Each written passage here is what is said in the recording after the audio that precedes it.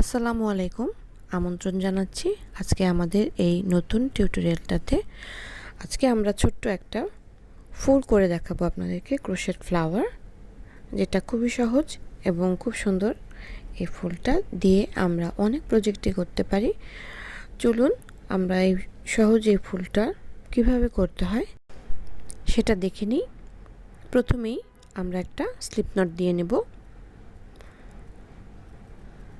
আপনাদের যার যেভাবে সুবিধা সেভাবে আপনারা একটা স্লিপ নট তৈরি করে নেবেন। এরপরে আমি এখানে 6টা চেন করব।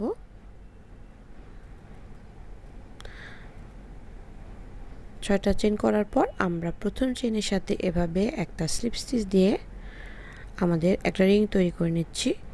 এরপর আমরা রো 1 এর জন্য প্রথমে 3টা চেন করে নিলাম এবং এরপর আমি 15টা ডাবল ক্রোশে করব। এই প্রথম চেনটা আমাদের একটা ডাবল ক্রোশে হিসেবে কাউন্ট করা হবে। সুতরাং আমরা যে রিংটা তৈরি করেছিলাম সেই রিংটাতে টোটাল 16টা ডাবল ক্রোশে থাকবে। আপনারা অবশ্যই গুনে গুনে ডাবল ক্রোশেগুলো তৈরি করে নেবেন।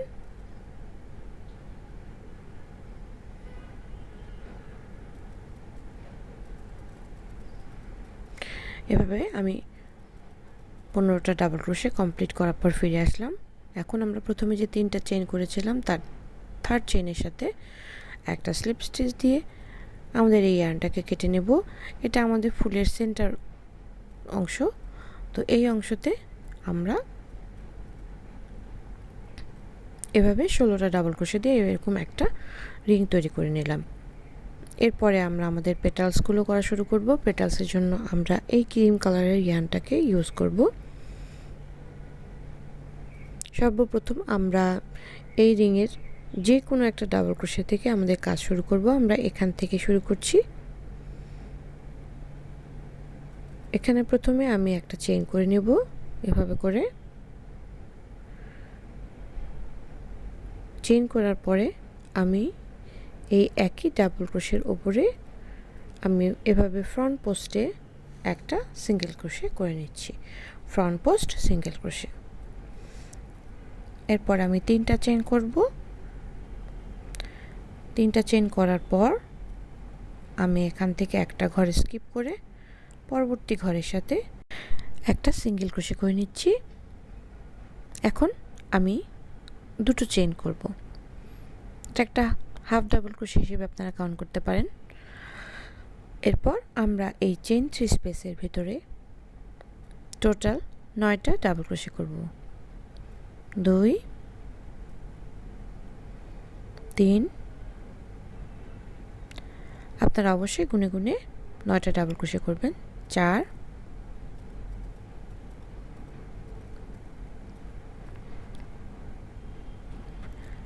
5 6 7 8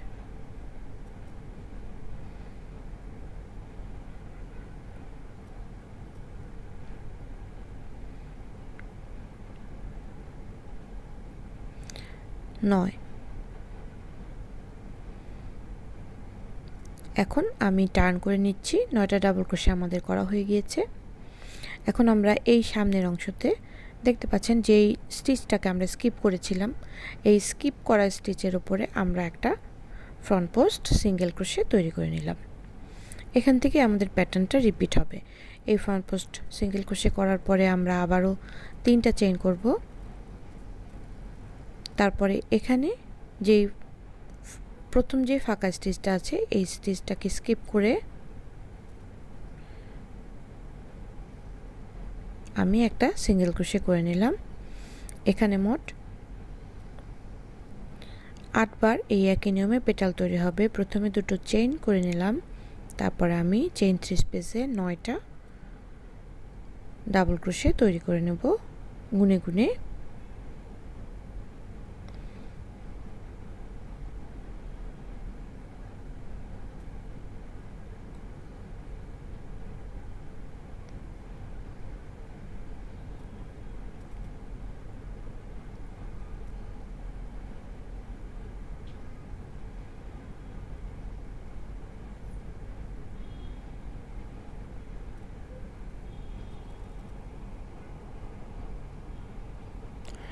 আমাদের 9টা স্টিচ করে ফেলার পরে লাস্টের ডাবল ক্রোশেগুলো আমি করে নিচ্ছি। 9টা স্টিচ হয়ে গিয়েছে। এখন আমি আবারও আগের মতো টার্ন করে নিলাম। এখন আমরা যে স্টিচটাকে আমরা স্কিপ করে গিয়েছিলাম মাঝখান থেকে, এখানে আবারও আমাদের সেই ফ্রন্ট পোস্ট সিঙ্গেল ক্রোশে করতে হবে। আরও একটা পেটাল এভাবে আমাদের হয়ে গেল। 3টা চেইন করব। আবারও এখান থেকে যেটাতে আমাদের কোনো স্টিচ ওয়ার্ক করা নেই সেখান থেকে একটা ঘরে স্কিপ করে পরবর্তী ঘরে আমরা সিঙ্গেল ক্রোশে করে আমাদের প্যাটার্নটাকে রিপিট করব। এভাবে করে আমাদের টোটাল 8টা পেটাল তৈরি হবে। আমি 8টা পেটাল কমপ্লিট করে ফিরে আসছি। তো আপনারা দেখতে পাচ্ছেন আমি কিন্তু এখানে ফ্লাওয়ারের অংশটা পুরোটাই কমপ্লিট করে ফেলেছি।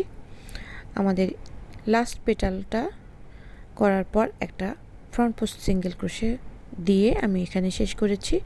এখন সম্পূর্ণ ক্লোজ করার আগে আমি আগের মতোই 3টা চেইন করে নিয়েছিলাম এবং এভাবে পেছনের অংশে গিয়ে আমি এরকম স্লিপ স্টিচ করে ইয়ার্নটাকে ভালো মতো লক করে নেব।